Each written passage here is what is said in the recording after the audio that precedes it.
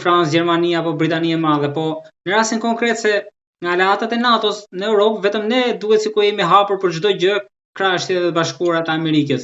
Po kjo na dëmton nëse Trumpi vendosi të dalë nga NATO-ja, ashtu sikur e paralajmëroi që ta do ta rishikojë me shpejtësi daljen nga aleanca, pavarësisht se Kongresi Amerikan tha që një gjë e tillë nuk mund ndodh kaq shpejt me një vendim presidentit, por me pak fjalë çfarë psojmë ne këtu? Trumpi ka bërë disa paralajmërime lidhur me problemin e NATO-s. Vajti edhe në radhën e parë, po sidomos në këtë legjislaturë, në këtë zgjedhje, ai e ka thënë hapur dhe duke filluar nga problemi i mbështetjes financiare, që kërkoi të paquar shpenzimin për mbrojtje në vlerën 5% të GDP-s. Dhe kjo nuk u erdhi mirë evropianëve, sepse evropianët janë mësuar që të hanë mbi kurrizin e Amerikës, sepse 70% e buxhetit financiar, 70% e armatimit, teknikës dhe kuadrove janë amerikanë. Vetë NATO është amerikane. Pra, NATO u ngrit nga Amerika, mbahet në Amerika dhe do të mbahet në Amerika. Evropianët e kanë shikuar këtë gjë sidomos mbas prishjes antipodit traktatit të Varshavës si një relike tek e cila mundet të fitojnë ca para në kurriz të Po fakt, ju thatë relike pagusëve amerikanë. Ju thatë relike, po dhe Trumpi e tha akoma më hapur tigër për letre. Tamam, ai e tha tamam. Paper tiger, do me thënë, Evropa është tigër për letre. Kështu ka qenë dhe kështu do jetë Evropa. Evropa ka qenë foleja e intrigave botërore dhe është Evropa jo që i ka sjell problemet më dha botës. Luftën e parë botërore e nisi dhe bitisi Evropa, luftën e dytë botërore, po ashtu kryesisht nga intrigat që zjejnë brenda këtij kontinenti. Dhe sot Evropa po sillet në të njëjtën formë siç ishte para 100 vjetësh, në 1930-ën, kur i hapi rrugën fashizmit, pa e vrarë mendjen fare se ku do përfundonte kjo situatë. Dhe erdhi ajo që erdhi, duke përkthyer fashizmin, duke stimuluar derisa ai u bë pastaj pa kontrollueshëm. Dhe sot bën të njëjtën gjë, gjithë mekanizmi i mbrojtjes drejtohet nga amerikanët, shpenzimet i kanë amerikanët, këta evropianët nuk lëvizin në vendi, sepse në Evropë sot nuk ka një leadership serioz. Nuk ka udhëheqës serioz. Nuk ka një De Gaulle apo një nuk ka asnjë De Gaulle, nuk ka asnjë Churchill, nuk ka asnjë Thatcher. Kanë ikur këto figura të mëdha nga scena e Evropës dhe kanë ngelur politikan të korruptuar, të pa aftë, që nuk janë në gjendje të zgjidhin asnjë gjë, por që këta mund të sjellin fatkeqësi atje ku sa pret mendja. Indiferentizmi që vije të re tani ndaj Iranit dhe terrorizmi që ai mbështet, që është hapur fare, tregon që Evropa po fle gjumë. Mund të kemi një ushtri europiane, zoti Habilaj, po nëse del Trumpi nga NATO, një ushtri vetëm europianët? Këto teori janë hedhur që mas viteve 90 kur u prish trakati i Varshavës. U hodh një ide që duke i bërë kërcjellë Amerikës që të bëhet një ushtri evropiane, bile i vulli një emër BEP në atë kohë, e mbajtën sa kohë këtë teori disa politikanë, disa gazetarë ndaj, pastaj doli jashtë loje dhe u pa që ishte gjë pa vlerë. Vetë politikanët evropianë nuk janë në gjendje të punojnë seriozisht në këtë drejtim. Dhe kryesorja është që ata nuk merren vesh me njëri tjetrin. Domethënë një bie gorgës e tjetri patkorit. Të gjithë kanë interesa të caktuara, të pavarura nga njëri tjetri dhe është e pamundur që unë e shoh këtë si diçka që nuk arrihet kurrë në vendet evropiane. S'ka pranon. Nëse ikën Amerika, Evropa do jetë e kërcënuar drejt për drejt nga Rusia. Zoti Abilaj, Europa e kërcënuar drejt për drejt nga Rusia, po tani si të mund ta lidhim këtë me fatin tonë, se kemi diskutuar në bisedën e parë. Po për ta thënë ndoshta ndoshta nuk shkon pyetja, po më troç, nëse shkrihet NATO, i bi që rrezikojmë shkrihemi dhe ne, a ka Shqipëri pa NATO-n? Po u tërhoq Amerika nga NATO mbaroi. Po ne. Nuk ekziston më. Dhe ja, shkurtimisht është kjo. Rusia menjëherë do marrë një super xhiro dhe do fshijë nga harta të gjitha vendet balltike, Moldavin, do kërcënoj drejt për drejt Polonin, sepse askush nuk do jetë në gjendje që do dalë në mbrojtje këtyre. Absolutisht. Ata, Gjermania, Franca, nuk janë në gjendje të mendojnë për veten e tyre, jo do mendojnë për ta zënë me vendet balltike apo ndonjë vend tjetër që do kërcënohet. Ndërsa në Ballkan problemi është Serbia, e cila sot e quan veten superfuqi ushtarake të Ballkanit, mban në gatishmëri rreth 30.000 trupa, raketa kineze, me të gjitha pajisjet e reja, mban në gjysmë gatishmërie rreth 200.000 rezervistë që mund i mobilizoj për një kohë, nëse i duhet, për një situatë agresive, dhe ka drejt për krahjen e Rusisë, të Kinës dhe të Iranit. Dhe ajo menjëherë, nëse ikën Amerika nga NATO, prishet NATO, është e sigurt që me trekjen e Amerikës NATO do fshihet. Atëherë Serbia menjëherë do fillojë agresionet. Në Kosovë ka problemet që pretendojnë ata, në Bosnjë-Hercegovinë edhe mund të agresoj dhe ndonjë vend tjetër këtu rreth rrotull, duke qenë e sigurt që Evropa nuk do ta kundërshtojë Serbinë, sepse Serbia, unë e kam thënë edhe herë tjetër, është e përgdhelur e Evropës. Dhe fatkeqësia do bjerë mbi popullin shqiptar, sepse ne jemi pa një kupolës që kemi drejt janë NATO-n, asnjë vend në Evropë, jeni sigurt, nuk do të ngrihet që të thot një fjalë në mbrojtje të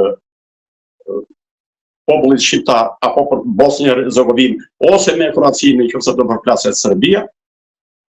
Dhe ne jemi të zhveshur komplet, pa ushtri, pa armatim, pa mbrojtje kundërore, pa mbrojtje anti-bërthamore.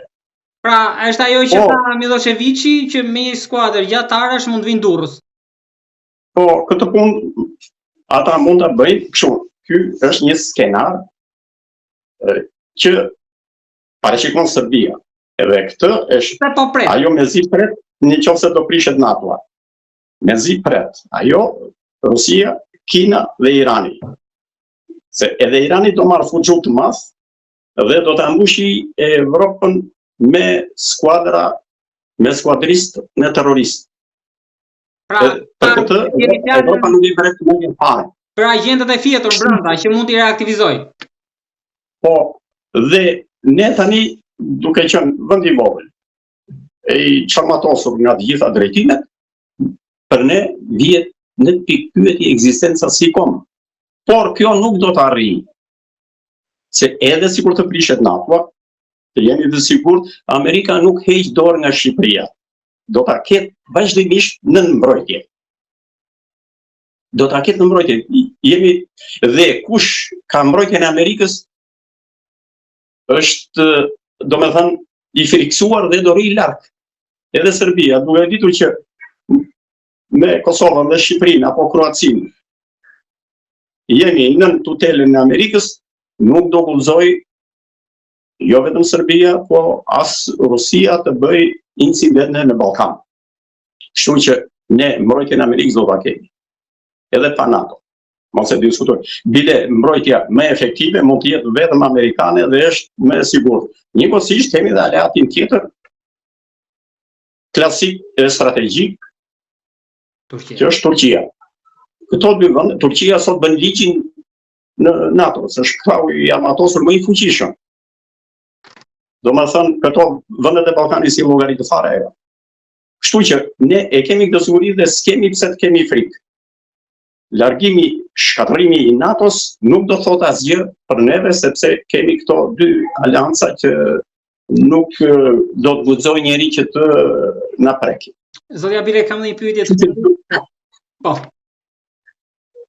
Kështu që duhet film të qetë në këtë drejtim. Në këtë kuptimin që nuk duhet të paratim panik, edhe të tjera. Natyrisht politika duhet bëj punën e vet, si e bën e tjera, pavarësisht nga transparencat që mungojnë e që nuk janë, por në fundit politika bëhet në vendet e mëdha.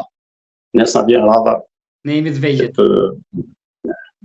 Zotja Bile, kam një pyetje të fundit për debatin e fundit në Tiranë, që në fakt u ka futur frikën të gjithëve, sepse njoftimi i ambasadës amerikane që Shqipëria mund të jetë pret e sulmeve nga Irani, pra ose pika që kanë lidhje me Shtetet e Bashkuara apo Meku në Manës, pra ishte një reagim i fortë sepse ata kanë informacione që e bën këtë deklaratë, por ndërkohë që të gjitha ministrit, edhe vetë qeveria, presidenti po, i mohuan, e minimizuan rrezikun, edhe më saktë e mohuan që nuk ka rrezik Shqipëria.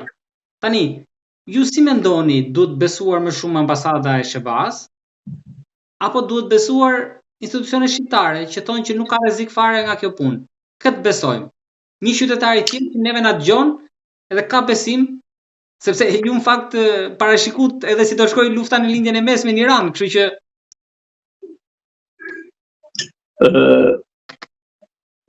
ajo deklarata e ambasadës amerikane është një sistem protokollar që bën shteti amerikan. Dhe e bën këtë punë çdo shtet serioz me shtetasit e vet. Ku ka amerikan, qoftë dhe një amerikan jetë në Shqipëri, shteti amerikan do interesohet për mirëqenien e tij, për shëndetin e të tjera problemet. Pra, kjo është një procedurë protokollare. Meqense në Shqipëri ekziston një mikro opozitë iraniane e parë. Ekzistojnë ca ndërhyrje iraniane në sisteme të ndryshme për të grumbulluar informacion nga gjithë sistemet elektronike që kemi në përdorim. Edhe disa si të thuaj zëdhënës të Iranit që bëjnë këtu propagandë në mbështetje të Iranit në forma të ndryshme, atëherë shteti amerikan shikon të arsyeshme që të porosisë njerëzit e vet të jenë të kujdesshëm. Po kjo nuk do thotë që ata duhet armatosen e tjera. Ata duhet jenë të kujdesshëm sepse situata është shqetësuese, jo vetëm në linjet e mesme, është edhe në Ballkan, edhe në Evropë, se edhe në Ballkan ka grupe të gardës iraniane që vërdallosen dhe kanë celulat e tyre për mbledhje informacioni, ndoshta edhe për të kryer ndonjë akt terrorist. Kështu që ka njerëz që nga Irani, gazetar apo të tjerë që mendoni me që thatë pjesën e propagandës më lart që financohet nga Irani? Nuk ka nevojë që ta them unë sepse duket në të gjitha portalet ata zëvendësit që përhapin propagandën iraniane. Pra, për të rikthyer pak më lart, jemi të qetë nga kjo anë, pra ju besoni që nuk ka rrezik. Nuk ka asnjë rrezik, por një kujdes duhet të ketë. Domethënë, ai porosit qytetarët e vet që të jenë të kujdesshëm. Gjatë lëvizjeve, lëvizjet që mund të bëhen jashtë kryeqytetit, larg ambasadës e ku diun të tjera që se si dihet një person që ka ndërmend të bëjë një akt terrorist mund të vijë nga Bullgaria, nga Greqia, nga Egjipti, mund të vijë këtu dhe të bëjë një ashtu, duke ditur që edhe strukturat tona të mbrojtjes janë të brishta. Nuk janë aq të sakta sa nuk janë të sigurt, sepse edhe vetë në Amerikë ndodhin akte terroriste.